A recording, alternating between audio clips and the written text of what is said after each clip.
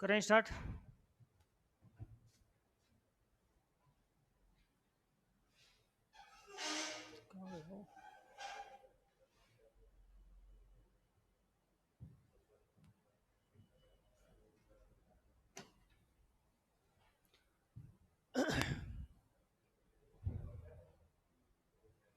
क्या स्टार्ट किया था हमने लास्ट टाइम पे? इंडक्टर स्टार्ट हो गया था आपका।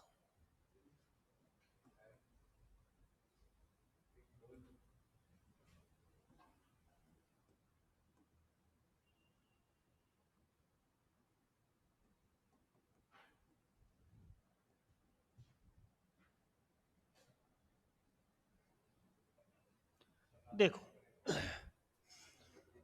इंडक्टर क्या करता है पहले तो ये बताओ। धारा के बदलाव का विरोध करता है। जिस प्रकार से रेजिस्टेंस धारा का विरोध करता था, धारा के प्रवाह का विरोध करता था, ये धारा के बदलाव का विरोध करता है। किसका करता है? धारा के बदलाव का विरोध करता है। उसके बाद हमने कहा कि इंडक्टर जो होता है उसका सिंबल कुछ ऐसे होता है, कुंडली के जैसे होता है, ऐसे होता है, एल से प्रदर्शित करते हैं। इसकी यूनिट क्या होती है? यूनिट होती है आपकी हेनरी।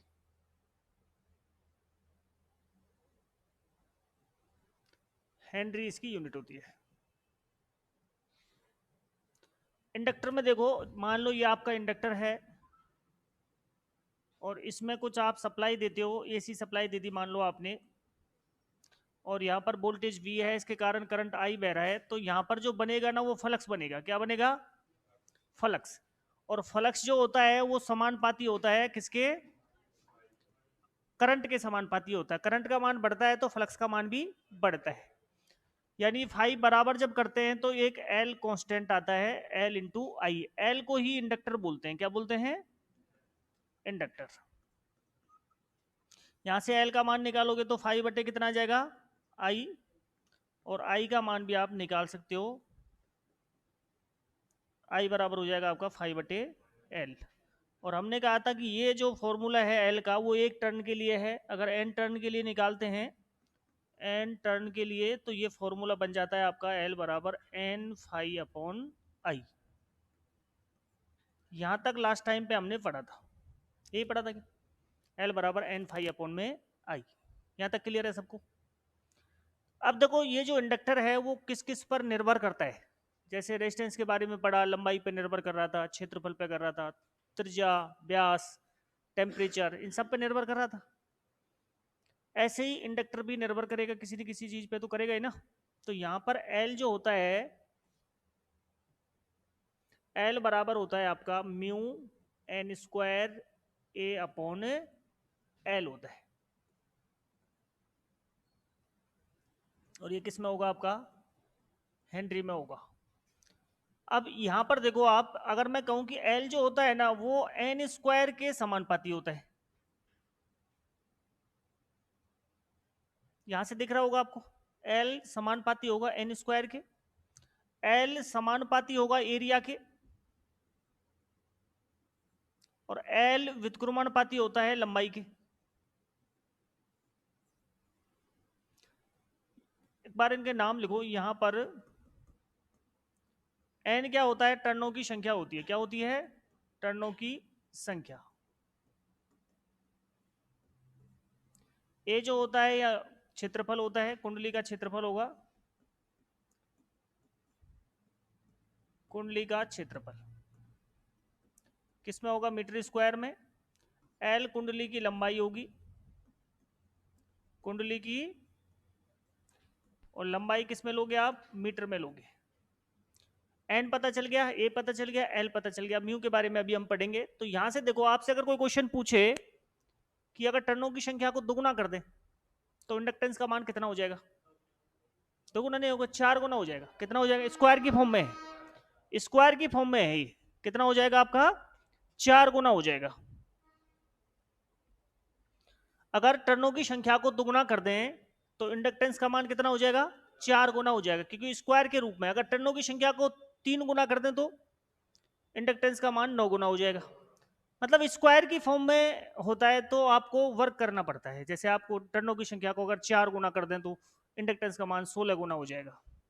अगर एरिया को बढ़ाते हैं तो इंडक्टेंस का मान समान अनुपात में बढ़ता है।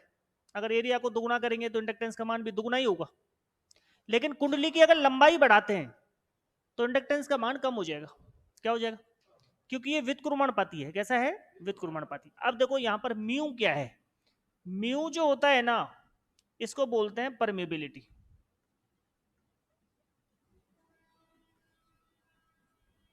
हिंदी में बोले तो पारगम्यता। म्यू क्या होता है आपका? परमेबिलिटी होता है। इसके बारे में थोड़ा सा समझना है। उससे पहले एक बार म्यू का मान निकालो आप। म्यू बराबर क्या हो जाएगा आपका? एल इंटू एल अपॉन में ए।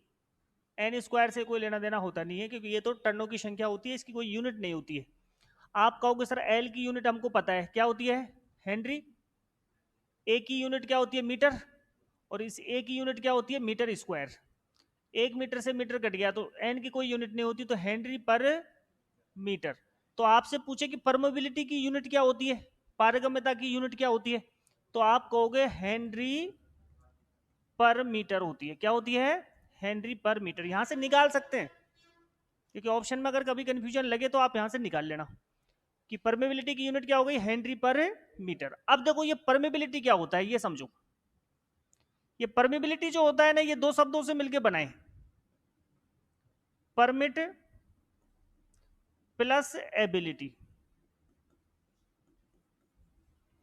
Permit plus ability. परमिट का मतलब होता है परमिशन देना। एबिलिटी का मतलब होता है क्षमता। क्या होता है? एबिलिटी का मतलब क्या होता है? क्षमता। यानी परमेबिलिटी पदार्थ का वह गुण जो अपने आप में से ज्यादा फ्लक्स को प्रवाह करने की एबिलिटी रखता हो, या फ्लक्स प्रवाह करने की क्षमता रखता हो, उसे परमेबिलिटी कहते हैं। दोबारा से सुनो एक बार।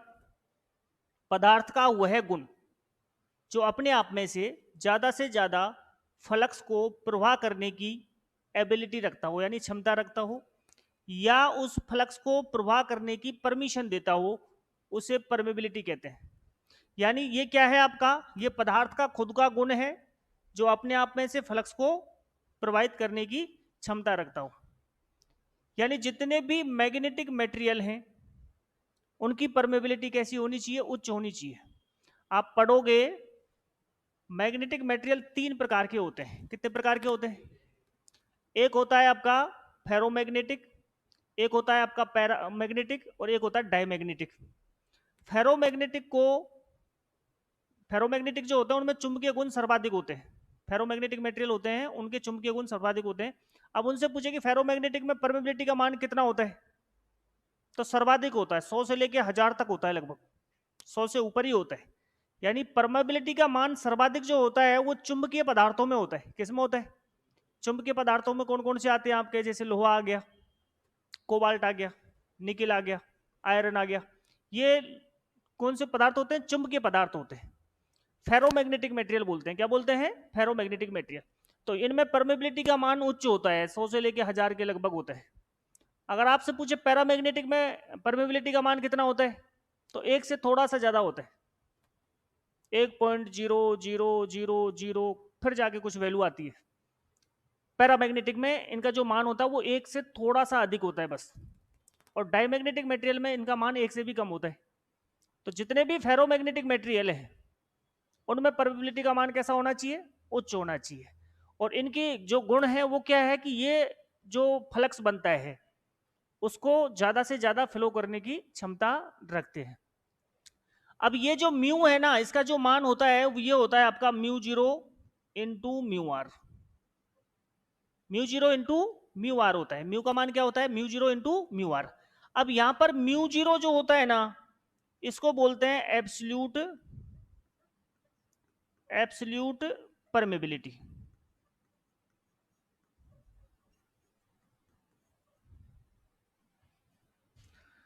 एब्सोल्यूट परमेबिलिटी यानी पूर्ण पारगम्यता बोल सकते हैं इसको, पूर्ण पारगम्यता। इसकी यूनिट भी हेनरी पर मीटर ही होती है। क्या होती है? हेनरी पर मीटर। और म्यू जीरो का जो मान होता है ना, ये फिक्स होता है, कांस्टेंट होता है। म्यू जीरो का मान क्या होता है? फिक्स होता है। ये याद रखना पड़ेगा आपको। कितना होता है इसका मान? 4 पाई इंटू 10⁻⁻7 हेनरी पर मीटर होता है। म्यू जीरो का मान कितना होता है? 4 पाई इंटू 10⁻⁻7 होता है। अब देखो आगे म्यू आर के बारे में और थोड़ा सा बात कर लेते हैं। Mu R,